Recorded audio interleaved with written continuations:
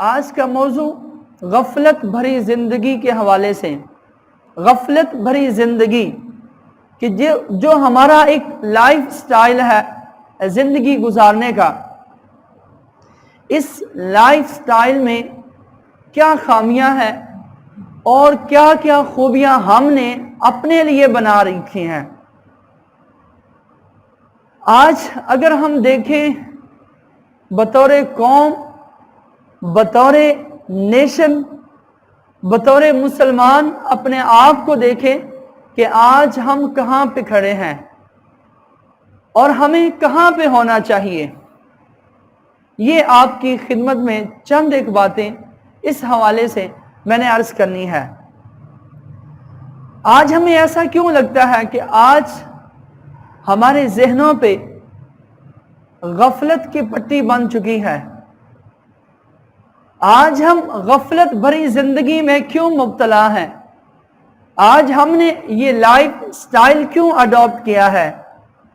اس کے خد و خال کیا ہے اور اس سے باہر کیسے آنا ہے؟ یہ آپ کی خدمت میں چند ایک باتیں عرض کرنی ہے۔ اللہ کے نبی علیہ السلام کے فرامین بھی اس پر بے شمار ہیں۔ رمضان المبارک کا مقدس مہینہ ہم سے جدا ہوا تو جیسے رمضان المبارک ہم سے رخصت ہوا، ایسے ہی ہمارے نمازی بھی ہماری مسجدوں سے ایسا لگتا ہے کہ رخصت ہو گئے۔ کہ رمضان میں فجر کے وقت مسجد میں رونق ہوتی ہے، مسجد میں گہما گہمی، مسجد بھری ہوتی ہے، اور رمضان کے بعد ایک صف دو صف بڑی مشکل سے مکمل ہوتی ہے۔ تو یہ کیا وجہ ہے کہ آج ہم غفلت میں آ چکے ہیں؟ آج غفلت کی زندگی میں کیوں کھو چکے ہیں؟ اس کی وجہ کیا ہے؟ اور اللہ نے غافلین کے لیے کیا فرمایا ہے؟ غافلین لوگوں کے لیے کیا فرمایا؟ اللہ تعالیٰ قرآن میں فرماتا ہے، یا ایھا الذین آمنوا لا تلہکم اموالکم ولا اولادکم عن ذکر اللہ ومن یفعل ذلک فاولئک هم الخاسرون۔ کہ اے ایمان والو، لا تلہکم اموالکم ولا اولادکم، کہ کہیں ایسا نہ ہو کہ تمہارا مال، تمہاری اولاد تمہیں ہلاکت میں ڈال دے، کہ کہیں تم ایسا نہ ہو کہ اولاد کی وجہ سے، مال کی کثرت کی وجہ سے اللہ کی یاد سے غافل نہ ہو جاؤ۔ لا تلہکم اموالکم ولا اولادکم عن ذکر اللہ، کہیں تمہارے اموال، کہیں تمہاری اولاد اللہ کے ذکر سے غافل نہ کر دیں، کہیں تم اولاد کی محبت میں اندھے ہو کر اللہ کے ذکر سے غافل نہ ہو جاؤ۔ فرمایا کہ کہیں ایسا نہ ہو کہ مال کی کثرت، مال کے کمانے کی دھن جو ہے وہ تمہارے ذہنوں پہ سوار ہو اور تم اللہ کے ذکر سے غافل ہو جاؤ۔ فرمایا کہ اگر تم غافلین میں ہو جاؤ گے، اگر اللہ کے ذکر سے غفلت برتو گے، اگر تمہارے ذہنوں پر غفلت کی پٹی بندھ گئی ہے، اگر تم غفلت کی چادر کو اوڑھ کر سو گئے ہو، تو فرمایا وَمَن يَفْعَلْ ذَلِكَ فَأُولَئِكَ هُمُ الْخَاسِرُونَ۔ اگر تم ایسا کرو گے تو اس میں تمہارے لیے نقصان ہے، تمہارے لیے گھاٹا ہے۔ وَمَن يَفْعَلْ ذَلِكَ، جو ایسا کرے گا کہ جو غفلت کی چادر کو اوڑھ کے سو جائے گا، فرمایا وہ بندہ گھاٹے میں ہے، وہ بندہ نقصان میں ہے۔ اب جس کو میرا رب فرما دیتا ہے کہ وہ بندہ نقصان میں ہے، وہ بندہ خسارے میں ہے، تو وہ نفع میں کیسے جا سکتا ہے؟ وہ بندہ پروفٹ میں کیسے جا سکتا ہے؟ میرا رب دوسری جگہ فرماتا ہے وَمَنْ أَعْرَضَ عَنْ ذِكْرِي فَإِنَّ لَهُ مَعِيشَةً ضَنْكًا، کہ جو بندہ اللہ کے ذکر سے منہ موڑ لیتا ہے، جو بندہ اللہ کے ذکر کو پس پشت ڈال دیتا ہے۔ فرمایا اللہ فرماتے فَإِنَّ لَهُ مَعِيشَةً ضَنْكَ، تو اللہ اس کے اوپر روزگار کو تنگ کر دیتا ہے، اس کے اوپر معیشت کے دروازے بند کر دیتے ہیں۔ وَمَنْ أَعْرَضَ عَنْ ذِكْرِي، کہ جو بندہ اللہ کے ذکر سے منہ موڑ لیتا ہے، جو قوم اللہ کے ذکر سے منہ موڑ لیتی ہے، پھر اللہ اس قوم پر بھی، کیونکہ یہ قرآن کی آیت یہ عموم پہ ہے کہ جو بندہ، جو قوم، جو ملک جو ہے وہ اللہ کے ذکر سے محروم ہو جاتا ہے، اللہ کے ذکر سے منہ موڑ لیتا ہے، اللہ فرماتا ہے پھر میں اس کے لیے معیشتاً ضنکا، اس کے لیے روزگار کے مواقع بند کر دیتا ہوں، اور اس کے لیے کمانے کے ذرائع جو ہے وہ سارے کے سارے کلوز کر دیتا ہوں۔ بات یہاں پہ ختم نہیں فرمائی، وَكَمْ أَهْلَكْنَا مِنْ قَرْيَةٍ بَطِرَتْ مَعِيشَتَهَا، اور فرمایا کہ جو بندہ، جو قوم فرمایا کہ اپنی معیشت پر اکڑاتی ہے، اتراتی ہے، غرور کرتی ہے، تکبر کرتی ہے، وَكَمْ أَهْلَكْنَا مِنْ قَرْيَةٍ، فرمایا ایسے کتنے ہی لوگ، کتنے ہی بستیاں، کتنے ہی قبائل جو ہے میرا رب فرماتا ہے میں نے ہلاک کر دیے، کہ جو بندہ مال کی کثرت کی وجہ سے اتراتا ہے، اکڑاتا ہے، تکبر کرتا ہے، غرور سے کام لیتا ہے، میرا رب فرماتا ہے اس کو بھی میں ہلاک کر دیتا ہوں۔ اور فرمایا ایسے کتنے لوگ ہیں جن کو میں نے برباد کر دیا، چاہے وہ بندہ ہو، چاہے وہ قوم ہو، چاہے وہ قبیلہ ہو، چاہے وہ ملک ہی کیوں نہ ہو۔ تو معیشت پر اترانا اس میں بھی گھاٹا ہے، اور معیشت کی وجہ سے اللہ کے ذکر کو چھوڑ دینا، معیشت کی کثرت کی وجہ سے اللہ کے ذکر کو چھوڑنا، اس میں بھی اللہ تبارک و تعالیٰ فرماتا ہے کہ اس کے لیے نقصان دہ ہے۔ اور معیشت کی کمی کی وجہ سے بھی، معیشت کی کمی کی وجہ سے بھی اللہ کے ذکر سے منہ موڑ لینا، اللہ فرماتا ہے اس میں بھی تمہارے لیے گھاٹا ہے۔ تو فائدہ کس میں ہے یہ بھی بتا دیا، فائدہ کس میں ہے، اے بندو تمہارے لیے فائدہ کس میں ہے؟ فرمایا الا بذکر اللہ تطمئن القلوب، فرمایا اللہ کے ذکر میں تمہارے لیے سکون ہے، تمہارے لیے اطمینان ہے۔ اللہ کے نبی علیہ السلام کے فرمان کا مفہوم ہے، فرمایا کہ دنیا ظاہر کے اعتبار سے میٹھی اور سرسبز ہے، دنیا ظاہر کے اعتبار سے میٹھی اور سرسبز ہے، اور فرمایا کہ دنیا یہ مومن کے لیے قید خانہ ہے۔ مطلب کیا؟ مومن کے لیے اس میں تکلیفیں ہیں، اس میں پریشانیاں ہیں، اس میں تکلیفیں ہیں، اور کافر کے لیے جنت ہے، وَجَنَّةٌ لِلْكَافِرِ، اور فرمایا کافر کے لیے جنت ہے۔ ایک اور حدیث پاک کا مفہوم ہے، فرمایا اگر کوئی مصلحت مانے نہ ہوتی، اگر مصلحت نہ ہوتی تو اللہ تو چاہتا ہے کہ میں کافروں کے در و دیوار بھی سونے کے کر دیتا، تاکہ کل بروز محشر میں کسی طرح کا کوئی شکوہ نہ کرتے کہ یا باری تعالیٰ آپ نے تو اپنے ماننے والوں کو نوازا ہے، جو ماننے والے نہ تھے ان کو تکلیفیں میں رکھا ہے، مصیبتوں میں رکھا ہے، اگر یہ مصلحت نہ ہوتی تو فرمایا ان کے در و دیوار جو ہے وہ سونے اور چاندی سے بنا دیتا، لیکن مصلحت یہاں پر الٹ رکھی، اپنے ماننے والوں پہ تکلیفوں سے گزارا، پریشانیوں سے گزارا، مصیبتوں سے گزارا، اور جو نہ ماننے والے ہیں ان کے لیے دنیا کو جنت بنا دیا۔ اب یہ ہمارے پہ ڈیپینڈ کرتا ہے کہ ہم نے کون سا راستہ کا اختیار کرنا ہے، کہ ہم نے وہ راستہ اختیار کرنا ہے جس کے بارے میں میرے محبوب نے فرمایا وَجَنَّةٌ لِلْكَافِرِ، کہ یہ دنیا کافر کے لیے جنت ہے اور مومن کے لیے قید خانہ ہے۔ تو ہم نے اپنے آپ کو کہاں پر دیکھنا ہے؟ آج اگر ہم غور کریں، اللہ تعالیٰ نے ہمیں طرح طرح کی نعمتوں سے نوازا ہے، ہر طرح کی نعمت سے نوازا ہے، وہ کون سی نعمت نہیں ہے جو اللہ نے ہمیں عطا نہیں کی ہے، وہ کون سی نعمت نہیں ہے کہ جس سے میں اور آپ فائدہ نہیں اٹھاتے، اور ان نعمتوں کو کھا کھا کر آج ہمارے ضمیر مردہ ہو چکے ہیں، آج ہمارے دل مردہ ہو چکے ہیں، آج ہمیں حلال اور حرام کے مابین جو فرق کرنا ہوتا ہے آج ہم وہ فرق بھی نہیں کر پاتے۔ اللہ قرآن میں فرماتا ہے وَإِن تَعُدُّوا نِعْمَتَ اللَّهِ لَا تُحْصُوهَا، اے میرے بندے اگر تم میری نعمتوں کو شمار کرنا چاہو تو تم شمار نہیں کر پاؤ گے۔ وَإِن تَعُدُّوا نِعْمَتَ اللَّهِ لَا تُحْصُوهَا، فرمایا کہ اگر اللہ کی نعمتوں کو گننا چاہو تو گن نہیں پاؤ گے۔ میرا رب قرآن میں فرماتا ہے فَبِأَيِّ آلَاءِ رَبِّكُمَا تُكَذِّبَانِ، میرے بندے تو میری کس کس نعمت کو جھٹلائے گا، کس کس نعمت سے منہ موڑے گا۔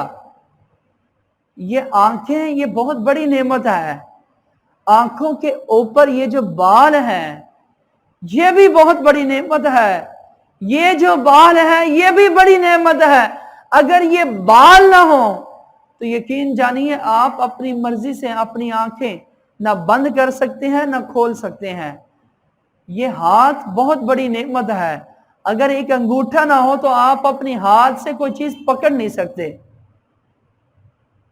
اور اس سے بڑی نعمتیں دیکھیں، ان ہاتھوں کے اوپر جو انگلیوں کے پورے ہیں وہ سب کے مختلف ہیں، وہ سب کے جدا جدا ہیں، یہ سب کو اللہ تعالیٰ نے الگ سے دیا ہے۔ یہ ساری نعمتیں ہیں، یہ زبان اس رب تعالیٰ نے دی ہے تاکہ یہ جو ذکر ہے، یہ جو کلام ہے ان بندوں پر، ان بندوں کے لیے نازل کیا ہے، ان بندوں کے لیے جو کلام اتارا ہے، اس کلام سے اس کو پڑھیں، اس کو اپنے اوپر امپلیمنٹ کریں۔ لیکن بدقسمتی سے اس کو ہم نے اپنی الماریوں میں، اپنے شیشے والے کیبن میں سجا کے رکھ دیا ہے۔ ہم نے اس قرآن سے صرف اور صرف برکت حاصل کرنی ہے، لیکن اس سے زندگی گزارنے کا طریقہ نہیں سیکھنا۔ تو میرے بھائیوں، جس طریقے سے قرآن سے برکت حاصل کی جاتی ہے کہ جب ہمارا کوئی پیارا اس کی آخری سانسیں اٹکی ہوئی ہوں، نزع کے عالم میں ہو، تو ہم قرآن پڑھتے ہیں تاکہ اس کی جو سانسیں اٹکی ہوئی ہیں، یہ جو نزع کا عالم ہے وہ جلدی ختم ہو جائے۔ اقبال کہتے ہیں کہ کاش تم نے جس قرآن سے مرنا سیکھا ہے اسی قرآن سے تم جینا سیکھ لیتے۔ کہ آج ہمارا کوئی پیارا اس دنیا سے جا رہا ہو، ہم یاسین پڑھاتے ہیں، ہم سورہ ملک کی تلاوت کراتے ہیں تاکہ یہ موت کی سختی جو ہے اس سے ٹل جائے۔ کیا قرآن صرف اسی کے لیے اترا ہے کہ آپ صبح اٹھیں، قرآن کی 2-4 آیتیں پڑھیں اور 5-10 رکوع پڑھیں اور برکت حاصل کریں اور اس کے بعد پھر وہی کام شروع کر دیں جو ہمارا روزمرہ کا کام ہے؟ قرآن سے ان چیزوں سے برکت حاصل ہوتی ہے، اس کا کوئی انکار نہیں کرتا، لیکن قرآن کا یہ مقصد نہیں تھا۔ یہ جو ہمارے ذہنوں پر، یہ جو ہمارے دلوں پر غفلت کی چادر پڑ گئی ہے، غفلت کی پٹی بند گئی ہے، اس پٹی کو اتارنے کے لیے بھی قرآن آیا ہے۔ اس پٹی کو اتارنے کے لیے بھی قرآن آیا ہے، لیکن ہم، اللہ تعالیٰ قرآن میں فرماتا ہے جب موت کا وقت آئے گا، جب موت کا وقت آئے گا تو بندہ کہے گا یا باری تعالیٰ مجھے تھوڑی سی مہلت دے دے، تھوڑی سی مہلت دے دے، اذا جاء اجلها فاصدق واکن من الصالحین، کہ یا باری تعالیٰ مجھے تھوڑی سی مہلت دے دے تاکہ میں صدقہ کر لوں، راہ خدا عز و جل میں تھوڑا سا خرچ کر لوں، تھوڑی سی نیکیاں کما لوں، واکن من الصالحین، اور نیکوں میں شامل ہو جاؤں۔ میرا رب فرماتا ہے وَلَن يُؤَخِّرَ اللَّهُ نَفْسًا إِذَا جَاءَ أَجَلُهَا، اللہ تبارک و تعالیٰ اس دن ہرگز کسی بھی جان کو کوئی مہلت نہیں دے گا کہ وہ کوئی نیک کام کرے، وہ کوئی صدقہ کرے، وہ کوئی جو ہے وہ صدقہ راہ خدا عز و جل میں کرتا جائے اور پھر اس کو موت آئے۔ حضرت یعقوب علیہ السلام حضرت اسرائیل ملک الموت کے دوست تھے۔ मलकुल मौत हजरत याकूब के पास आते थे। हजरत याकूब ने फरमाया, इजराइल जब तू मेरी रूह को कब्ज करने के लिए आए तो उससे पहले 2-3 कासिद भेज देना ताकि मैं मौत की तैयारी कर लूं। इजराइल कहते हैं, अल्लाह के नबी ठीक है। कुछ दिन गुजरे, कुछ अरसा गुजरा तो इजराइल फिर आए। तो हजरत याकूब ने पूछा, इजराइल वैसे मिलने के लिए आए हो या रूह कब्ज करने के लिए? कहा, अल्लाह के नबी रूह कब्ज करने के लिए आया हूं। तो अल्लाह के नबी ने फरमाया, मैंने तो कहा था कि रूह कब्ज करने से पहले मुझे 2-3 कासिद भेजना, तो मुझे क्यों ना कासिद भेजे? कहा, अल्लाह के नबी मैंने 3 कासिद आपको भेज दिए हैं। कहा, वो कौन कौन से कासिद? कहा, ये आपके बाल जो है वो स्याह थे, वो सफेद हो गए। ये मेरा पहला कासिद था कि भाई मौत आने वाली है, ये गफलत की चादर को हटाइए, ये गफलत की जो पट्टी बंध गई है इसको दूर कीजिए, ये बाल स्याह थे सफेद हो गए, ये मौत की अलामत है। और बोला कि दूसरा कासिद क्या है? अल्लाह के नबी ने फरमाया, इजराइल दूसरा कासिद क्या है? इजराइल कहने लगे, ऐ अल्लाह के नबी मेरा दूसरा कासिद ये है कि आपका जिस्म वो तवाना और ताकतवर था, आज आपकी जिस्म में कमजोरी आ गई है, यानी बुढ़ापा आ गया है, ये मेरा दूसरा कासिद था। और देखिए आज आपकी कमर झुक गई है, ये मेरा तीसरा कासिद है। लिहाजा मैंने 3 कासिद भेजे हैं ताकि जो है वो फिर मैं रूह कब्ज करने के लिए आऊं। तो मेरे भाइयों, इसमें हमारे लिए सबक है कि हमने जो गफलत की चादर ओढ़ के लंबियां नींदें तान के सो गए हैं, हमें इससे बाहर आना है। वलन युअख्खिरल्लाहु नफ्सन इज़ा जाअ अजलुहा, जब किसी बंदे का वादा मुकम्मल होता है, जब किसी बंदे की मौत का वक्त मुकर्रर हो जाता है, तो अल्लाह फरमाता है मैं किसी को एक लम्हे की मोहलत नहीं देता। तो क्या पता मुझे और आपको कि ये मोहलत आज हमें मिल रही है कि कल को मिलनी है या नहीं मिलनी। तो मेरे भाइयों, फिर ये गफलत किस चीज की? अल्लाह के नबी अलैहिस्सलातु वस्सलाम का फरमान है, आपने फरमाया, ऐ अबू हुरैरा आज मैं तुम्हें कुछ खास ना दिखाऊं? तो अल्लाह के नबी अलैहिस्सलातु वस्सलाम की खिदमत में अबू हुरैरा ने अर्ज किया, जी जरूर आप मुझे खास दिखाएं।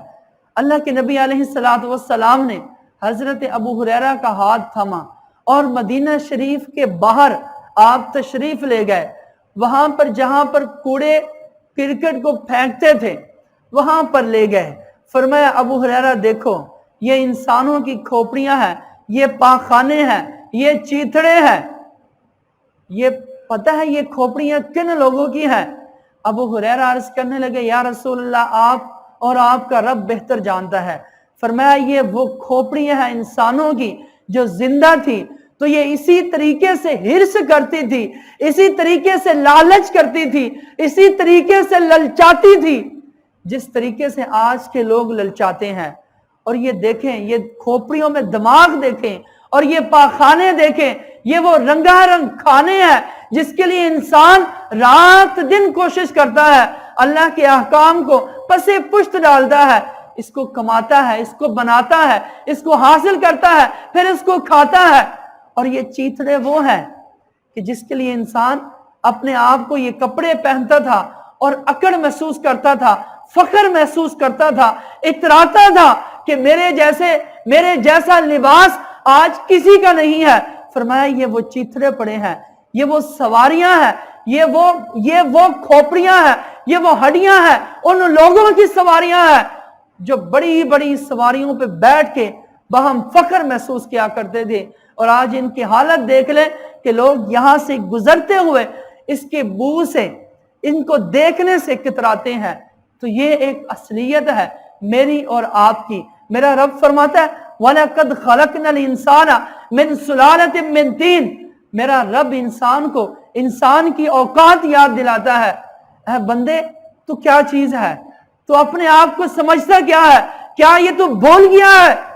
वलक़द खलक़नल इंसाना, ऐ मेरे बंदे मैं तुम्हें पैदा किया ایک کودتے ہوئے پانی سے، ایک ایسے پانی سے اگر وہ انسان کی جسم سے نکل آتا ہے تو انسان کا جسم ناپاک ہو جاتا ہے، اگر وہ پانی انسان کے کپڑے سے لگ جاتا ہے تو وہ کپڑا ناپاک ہو جاتا ہے۔ میں نے تو تمہیں اس پانی سے پیدا کیا ہے، تو پھر یہ غرور کس چیز کا، یہ اکڑ کس چیز کی، یہ غفلت کے پردے کس چیز کے؟ میرے بھائیوں آج اللہ کی طرف رجوع کرنے کا ایک وقت ہے۔ اللہ نے مجھے اور آپ کو یہ لمحے عطا کیے ہیں، ان لمحوں کا فائدہ اٹھاتے ہوئے آخرت کی طرف رجوع کریں، توبہ کی طرف رجوع کریں۔ اللہ پاک ہم سب کا حامی و ناصر ہو۔ وآخر دعوانا ان الحمدللہ رب العالمین۔